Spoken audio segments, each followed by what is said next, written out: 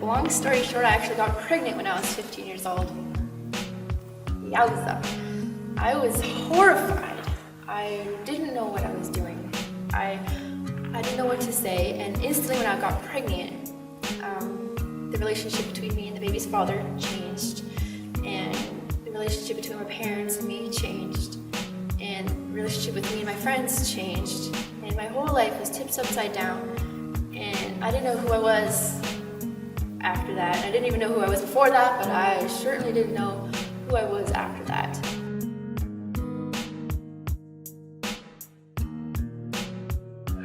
This is a bit of a different story than all the other ones, I guess.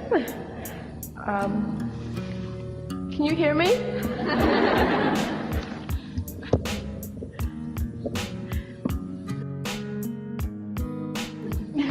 Good evening, Mrs. Minnick, platform guests, teachers, parents, and graduates. Not being more than a child myself, I did not know what to do when I found out that I was pregnant, knowing that I would be responsible for a little person of my own.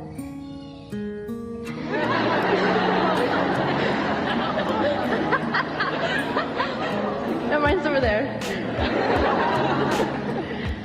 During the first trimester of my pregnancy, I came to the conclusion that there was no way that I could ever have a baby and still finish my high school education. I didn't see high school as an option for my future because my marks in school have always been average or below, and I never thought that they could be anything more. The thought of being a mother was out of the question as well. I felt that it would be very unfair for the child to grow up with an inadequate mother who didn't know the first thing about kids and who didn't have a very promising future. Besides, the thought of myself walking up and down the halls in a regular high school scared me enough not to even attempt the challenge. Needless to say, at 15 years old, my self-esteem was very low, and I was in an extreme case of horror and confusion. The thought of raising a child scared me, but even worse was the thought of facing my own future. Don't be afraid of failure. You cannot be afraid of failure. Even if bad things happen, you can't just look at your life and look at the past and be like, well, that was stupid, or that was terrible, or shame on me, or, you can't add a bunch of labels to your past like that. Because, if you were to look back in time and you look at your past, all those negative experiences you've been through probably made you a little bit more courageous.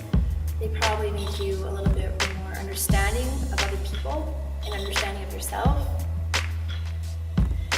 And, you lived through it. And those really, really hard days where you're just like, my gosh, this day was horrible. Everything went wrong with it.